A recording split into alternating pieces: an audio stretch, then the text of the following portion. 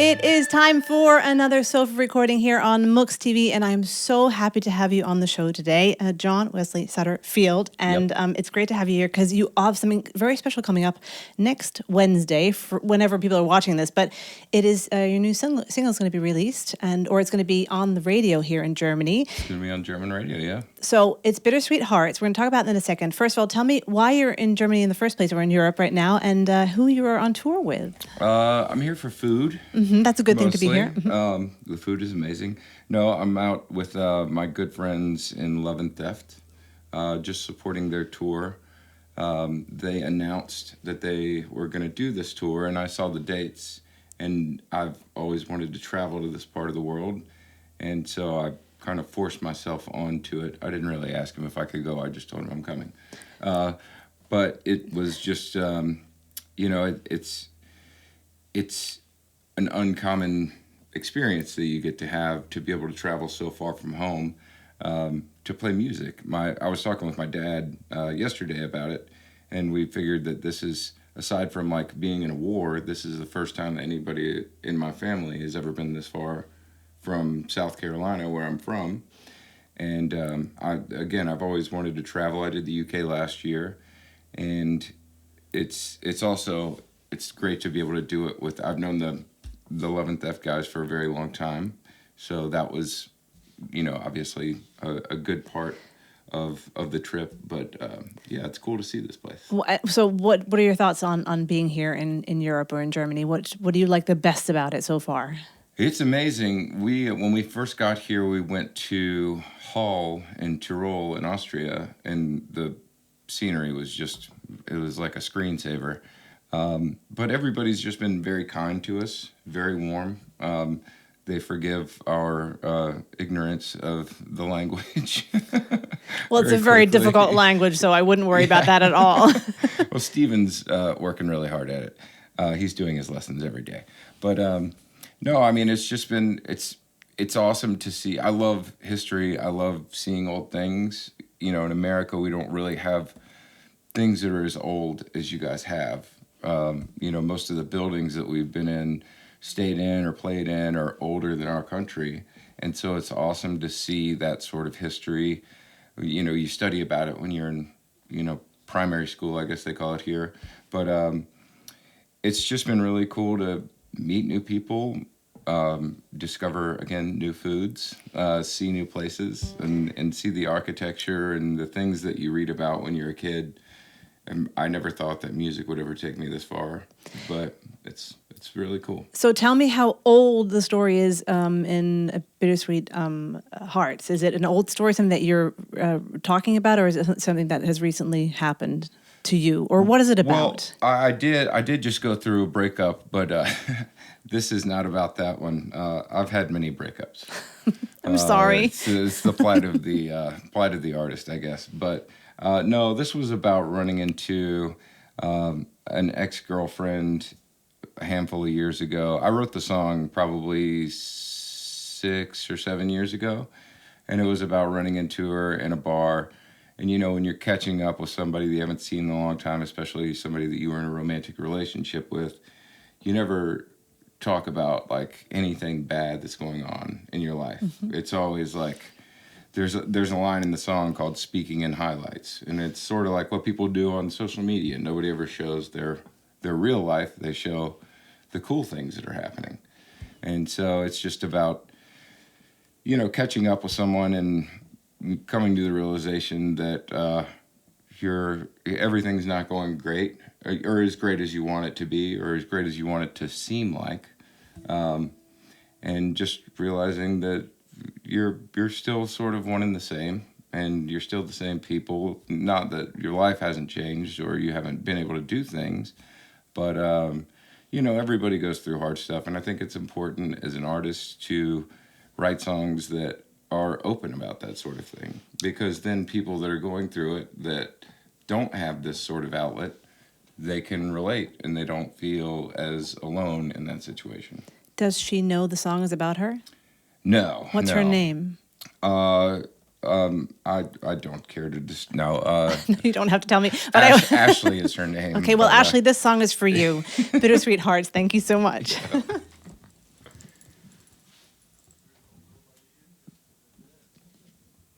Do you want me to introduce? Okay.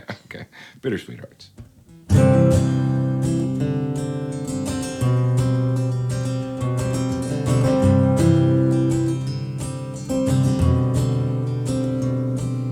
Well, I was having myself a pretty good day till I heard your voice say, "Hey, is that you?"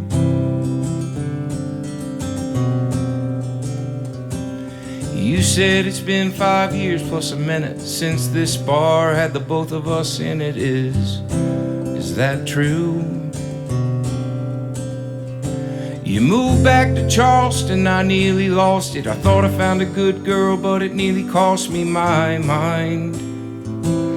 I was all in and you 1 foot out. Leavers never know what lovers talk about.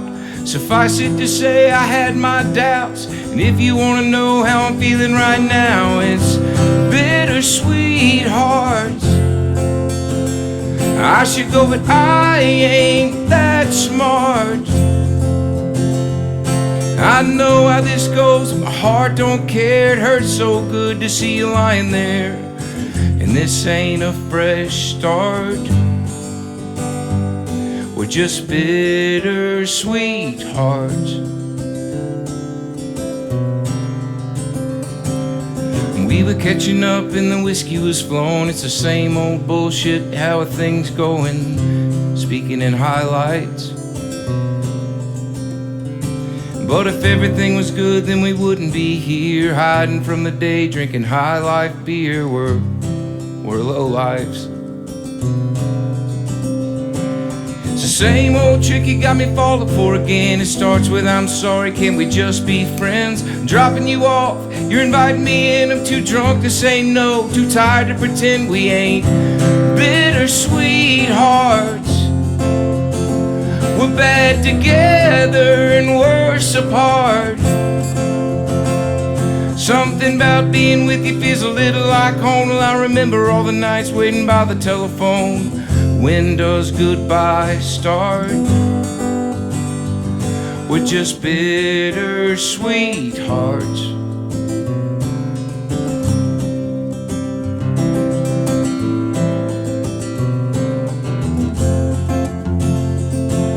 I was having myself a pretty good day till I heard your voice say, "Hey, is that you?"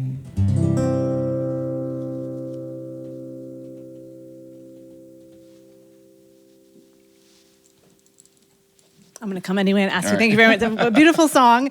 I'm kind of afraid to ask you about the next song. It's called Good News, and it's about the news outlets in America. Or, I mean, I don't really want to get too political here. We could, but I don't want to, actually. No. I don't care to. It's about news outlets in America, but it's not just about that. It's about people relying on news outlets and social media to determine how they should feel about things that are happening in our society, and placing too much weight on the things that the talking heads like to say, instead of, and letting it interfere with your relationships with the people that are around you. I have different political ideas sometimes than even the guys that I'm on tour with right now, but we're still, the best of friends, because we understand that some of the information that we get may not be accurate, but also that you shouldn't let the way that politicians act or news pundits talk interfere with your relationships. You can disagree on everything until the sun comes down, but you can still be close with people. I know a lot of people that have stopped talking to family members and stopped talking to their friends because they read something on Facebook or Instagram, and then that becomes their identity, instead of taking control of the things that you can. Even if you disagree, you can still make the world around you better by just being kind to one another, regardless of your opinions. So you're not saying don't talk about things anymore. You're saying talk about them, but respect Talk the other about people's opinions. I love that. We'll leave it at that. I would Yeah. say thank you so much. Good news. And I look forward to hearing what you have to say in the song. All right.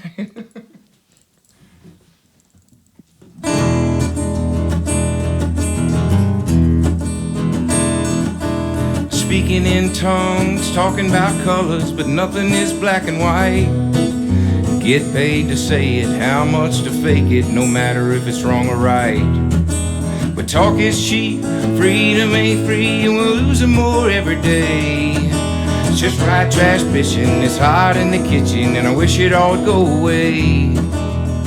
We can make some good news, who cares about the who's who?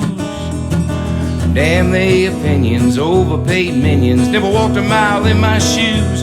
Had about enough of it, it's just mainstream bullshit. Do the world a favor, get out and love your neighbor, sing your own tune, we can make some good news. Got a fox in the hen house, don't know what they talking about, but they sure say it loud. Ain't seeing none of nothing that makes sense of something that means a thing in my town. All sitting real high on their high horse, trying to tell me how I ought to live my life. If we just turn the channel, act like we got some manners, start treating each other right, we can make some good news. Who cares about the who's who's? Damn the opinions, overpaid minions, never walked a mile in my shoes. Had about enough of it, it's just prime time bullshit. Do the world a favor, get out and love your neighbor, black or white or red or blue, we can make some good news.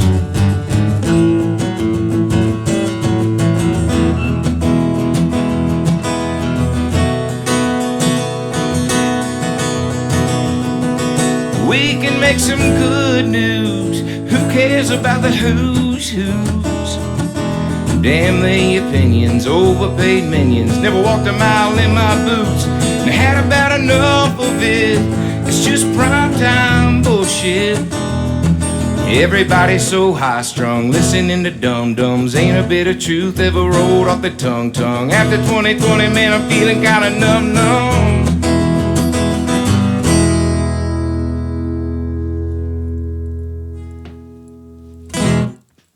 I love it. I love the do yourself a favor and be nice to your neighbor part. It has a big Bob Dylan vibe to it. Is Bob Dylan someone who inspires you? Massively. Yeah? Yeah.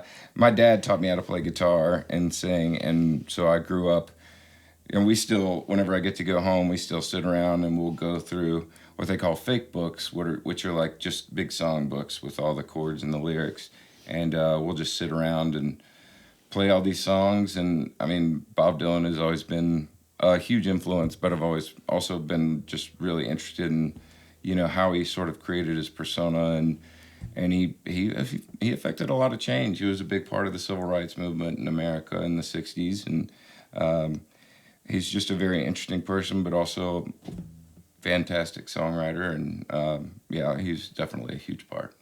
Who else other than Bob Dylan and your father inspired you to make music? Where did it come from? I mean, whenever he was teaching me how to play, we would go through like Jim Croce and the Beatles, obviously, and James Taylor, and ZZ Top was my first concert when I was 12 years old, and this lady was on her boyfriend's shoulders, and she was really drunk, and she like poured her beer all over my head. And he thought, hey, that's pretty good. Soaking beer, 12 years old, and there's these three old guys on stage making all kinds of noise, and I was like, that's what I want to do. This is it. But a lot of it comes from the crowd and seeing people, getting. I got a note one time on, I think, Facebook about a guy. He was a veteran, and I'm a veteran, and I wrote this song years and years ago. I don't even know if it's out anymore, but he sent me a message that said I was going to kill myself tonight, and decided not to because of your song. Wow. And so, there's varying degrees of we've made it. Mm-hmm. But when I got that letter, then I realized that I had made it, because you made an impact in somebody's life that was positive. I think there's there's various sort of purposes or intentions for people in music, but one of them is very much making people feel like they're not alone. Sometimes it might be to get a message out that you truly believe in, political or whatever. I don't really get into that. That's the most political song that I've ever written. But it's, aside from just loving to play music and traveling, it's incredibly rewarding for people to respond to. Most of the things that I write about are, the most sort of vulnerable aspects of my life. And so to put that out there, it's not always easy, but it's important. And the most honest and the most vulnerable things that you can talk about are usually the things that people relate to the most. Absolutely. So what is How Could You about? How Could You is it's about another successful relationship that I had. Not really. It's a total fabrication. It's a lie. Really? Yeah, we just made it up. But it's about finding out that the character in the song, his wife was cheating on him, and he found out about it. But I wrote it with my friends Paul McDonald and a guy named John Vesley, who has a band called Secondhand Serenade, and we wrote it in probably an hour and a half. And well, okay, I want to say the scenario is you guys are sitting there, maybe drinking beer, enjoying yourselves, and say, "Let's write a song about a guy who got cheated on." Is that how it happened? Basically. Oh, cool. Well, I guess it's not necessarily about a guy that got cheated on. It could be a girl. But it's, I just had the title, How Could You? And then you just start, it's sort of like the development aspect of a story. Before I moved to Nashville, I never co-written a song. Mm-hmm. I wrote all of my stuff by myself. I wrote Good News by myself. I wrote Bittersweet Hearts and another one that I'm going to do. But it's cool to get into a room with people that are talented, that, understand the craft of songwriting, because then you get to delve into other scenarios in the story or approaches to the song that you wouldn't have come up with yourself, that just makes it a little bit more interesting sometimes. Sometimes you have songs that should be written by yourself, that are so personal to you that nobody else can understand, how hard it was for you to go through the situation that you're writing about. And that can be an effective way of songwriting as well. But, before I moved to Nashville, I was like, there's no way I'm going to do that co-writing thing. And then we just started kind of diving into it. And now I probably write half of the things that I write with other people, because it does bring in, you kind of get set in your patterns creatively, and it can sort of get monotonous for what you're trying to do. Everything can start sounding the same. And it's also a great exercise to create things with other people. Then you learn a lot more about what you want to do. And they say, how could you do that way? Yeah, exactly. How could you?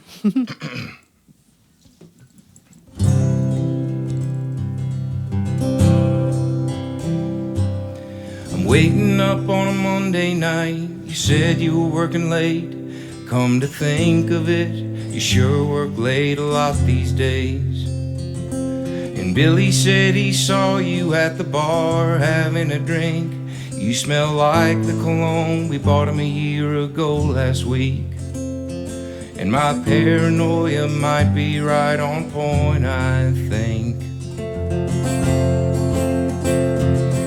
Well, I'm too tired to fight and you're too drunk to remember what I'm gonna say anyway.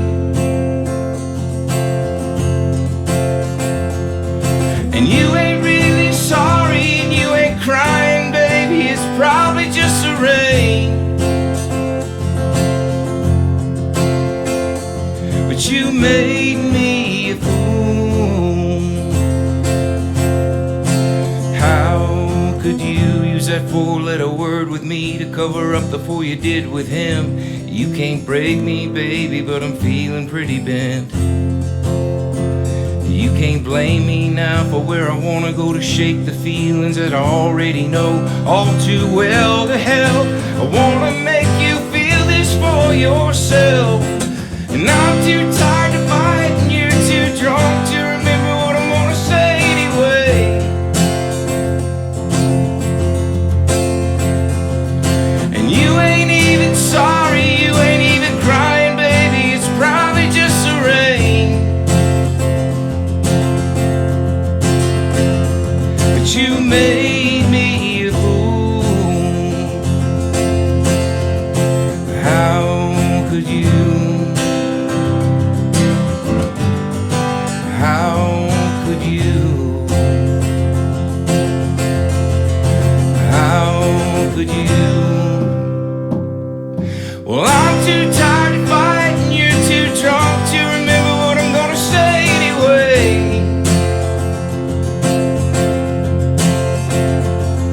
And you ain't really sorry, you ain't even crying, baby, it's probably just the rain. It was always just the rain, but you made me a fool. You made me a fool. How could you?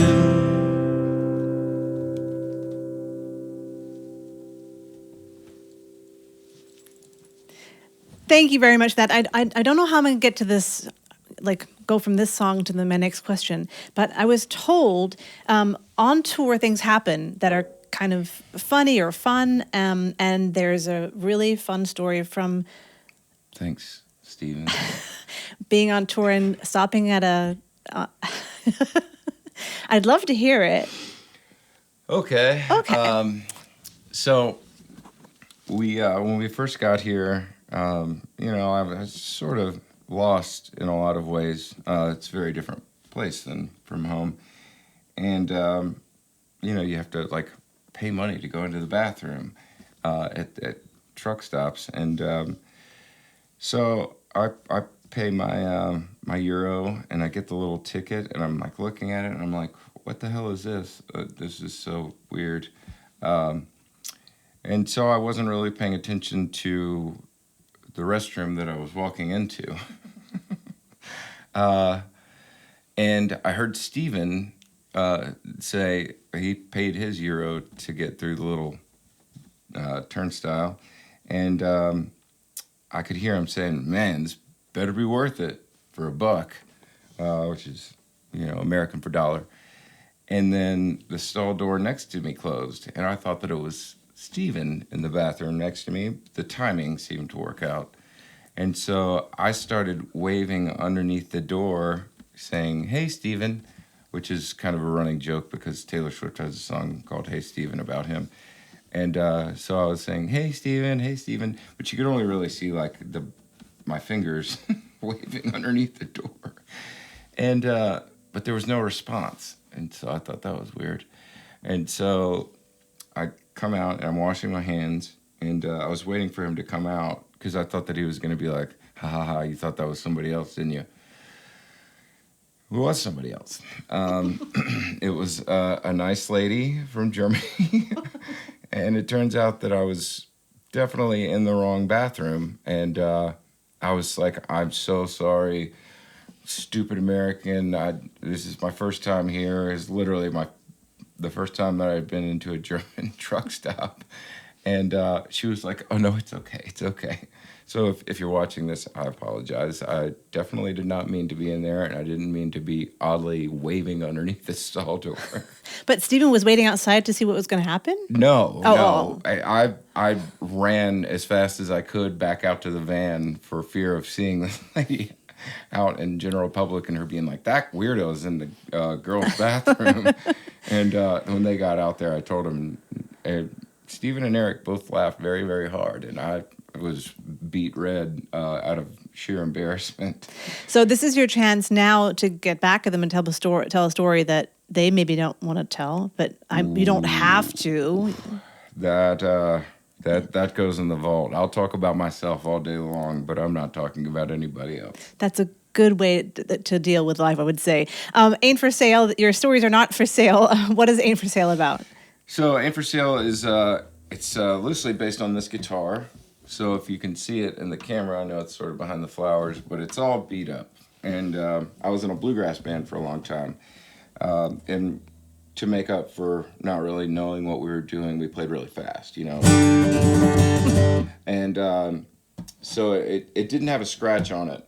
When my father gave this to me, it was perfect. And he gave it to me for not getting kicked out of the Coast Guard. So I've had this for about 22 years. And I was playing a show in Nashville.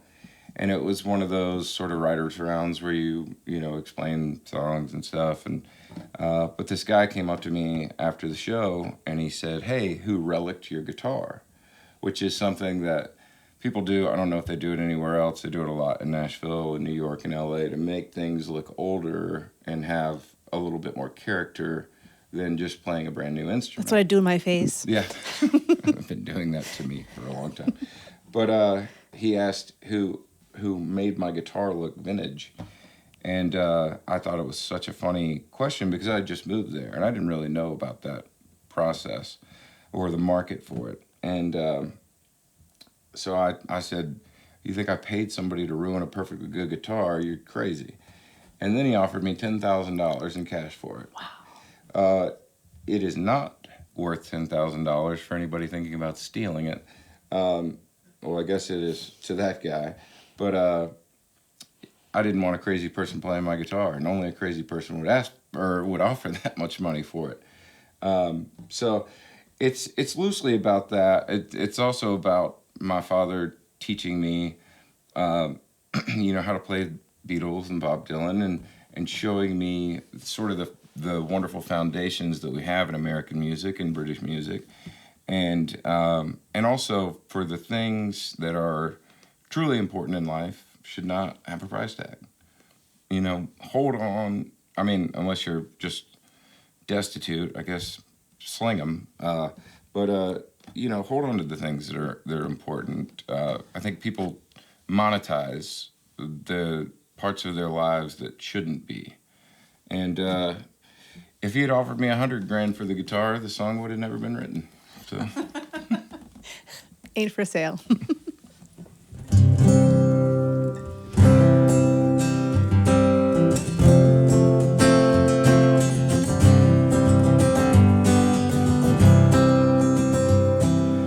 This old flat-top 6-string Martin that I've been picking ever since I started singing tunes to keep the lights on. Me and her wrote every single one that you heard tonight.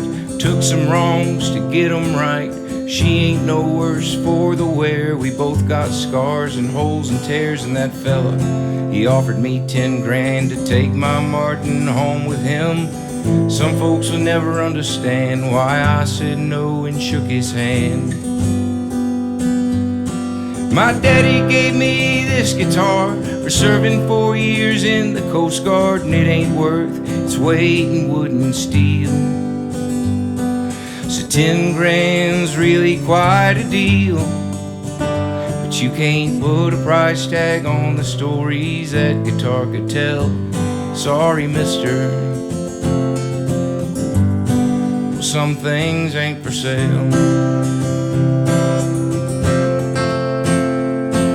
So I moved west to Nashville town. It's a long shot not to get shot down. I took a meeting with some suits. They knew just what I should do. Cut my hair and coordinate my clothes with songs more up to date. I could make $1 million if I'd sing one about pickup trucks. I never took that deal, and my shoes got holes in the heels. Some folks will never understand why I said no to that sharp-dressed man.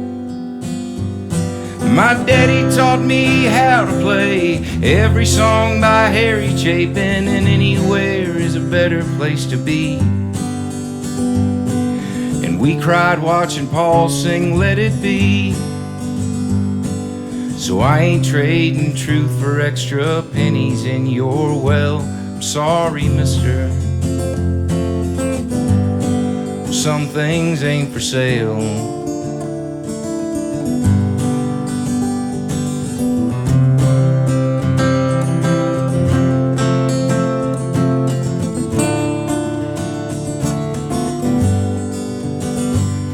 Well, I may not have much to my name, but I ain't trading hard for fame, and you may be the only ones to hear this song. But I wouldn't sing a single line if my daddy wouldn't sing along, and I wouldn't pawn this old guitar to get me out of jail. Sorry, mister, some things ain't for sale. I'm sorry, mister,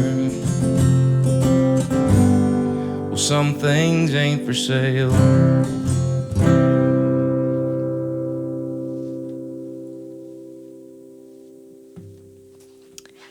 Thank you. It's a really cool song. And I think getting to know you in the last half an hour, it's very clear that for you, it's not only about making money. Of course, it's a business, being in the music business, but it's also about kindness and moral and having fun and living the life, and you give back too. So tell me about Hope Song. Okay, so you did do some research. Was this with you and Eric? For the first 4 years, or for the 4 years prior to COVID, which kind of threw everything into upheaval, I started a nonprofit music program at an alternative cancer treatment center that a friend of mine, or three of my friends, run in Tijuana, Mexico. Before that, I had been doing nonstop tours. I was doing probably 250 dates a year, and I was trying to kind of play the game, as it were, in Nashville. I didn't really like the music that people were trying to get me to write, and I didn't like sort of how the business went, the way that the people that are in control of the music business rarely know anything about music. They know about numbers, they know about algorithms, and so they don't understand what it takes for people to get even to where I was. They don't understand that I started writing music when I was 12 years old, or that I literally practice guitar for an hour a day at the very least if I'm not playing a show. They see a product that we're developing. They sell it for a ton of money. We make pennies on the dollar. And I hated what I was becoming because of it, as a product of it. Because I've never done this for money. I mean, you got to keep the lights on. That's a very important thing. But as I said earlier, the true rewards, in my opinion, maybe this is because I've never made a ton of money on it, but the true reward is to see how you can improve someone's day. Mm-hmm. And so, like, when you go to a place like a cancer treatment center, you can think about it theoretically in your mind, but until you experience it, until you see these people that are literally fighting for their lives, and how heavy that is. You know, I was told, one of the patients told me, the day that you hear the word cancer and your name in the same sentence, the rest of your life changed. And so that's a lot of weight. One of the really important things about immunotherapy, which it's an immunotherapy hospital, one of the main things that you really have to try and do is to maintain a positive attitude. If you don't maintain I know it sounds hokey, and I mean, from where I'm from, you listen to what the doctors say, you take whatever medicines you're given, you hope it works, but science proves that, you know, chemotherapy and radiation don't always work. In fact, more oftentimes than not, they're more harmful than they are good. They also decrease your quality of life drastically. I've seen it. And so in order to try and maintain some sort of positive attitude when you're going through that, it's incredibly difficult. But one of the founders of the hospital is one of my best friends, a guy named Ed Clay. one of his favorite things to do is to have, because he's got a lot of friends in Nashville, he's from Nashville, one of his favorite things to do is to have his friends come over and sit around and play music, play the songs they're writing or, whatever working on. And I mean, anytime you're in Nashville, you could be at McDonald's and there's probably going to be 4 people that are working there that can write a song just as well as you can. So we thought that it would be a really cool idea to bring that experience down to Tijuana, down to the hospital, just to give people some sort of, normalcy. Unfortunately, some of the treatments that we were offering at the time, they're not available in the United States. So people, on top of going through this terrible experience, they have to go to a place like Tijuana, which I love Tijuana. It's wonderful. The food is amazing. But it's also scary. It's a scary prospect based on how people talk about it. And so in order to sort of bring a little levity to that environment, we decided it would be a cool idea to start bringing people down. So I moved down there, and we would bring down artists for a week at a time. Love and Theft came a couple of times.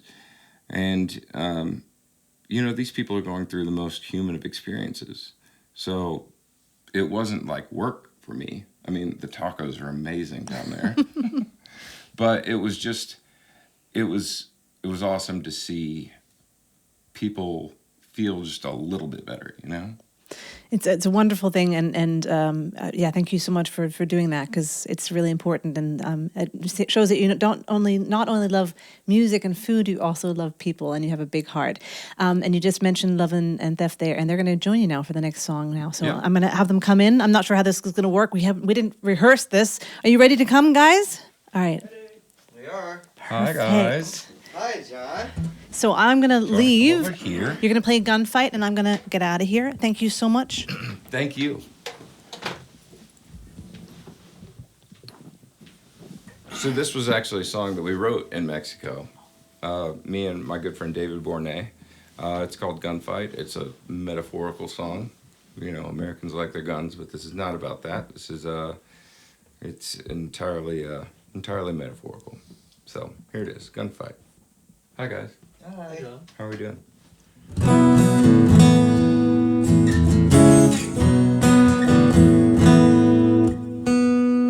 gonna drive me nuts.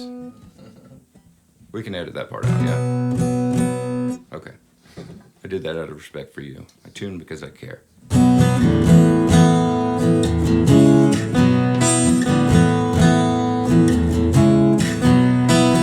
Back to back, 10 paces, turn around, face to face, quick draw, fire away.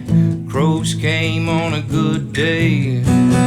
We all got good reasons for loving or leaving. I never been one for retreating. Turns out I'm pretty good at bleeding. Did I put a hole in you at all? Would it even hurt to watch me fall? Could I even harm you if I tried? Why'd I go and bring a heart to a gunfight? Why'd I go and bring a heart to a gunfight? On my back, blinding sun, and dust clears, you're gone. No one left to blame you for the things you've done. Nobody blames a river for the way it runs. Did I put a hole in you at all? Would it even hurt to watch me fall? Could I even harm you if I tried? Why'd I go and bring a heart to a gunfight? Why'd I go and bring a heart to a gunfight? This ain't your fault, I invited. Troubled love is more exciting. And if I said I was surprised, I'd be lying. Like I can't hear the thunder 'cause I'm blinded by the lightning. I gotta know, did I put a hole in you at all? Would it even hurt to watch me fall? Could I even harm heart to a gunfight? Why'd I go and bring a heart to a gunfight? Why'd I go and bring a heart to a gunfight?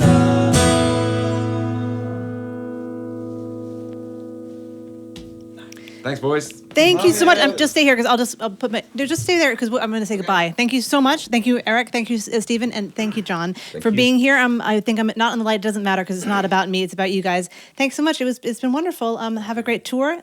Good luck with the single. Thank you next for having week. us. And yeah, we'll see each other very soon. MUXX TV and SofaRecordings. Thanks a lot. Bye bye.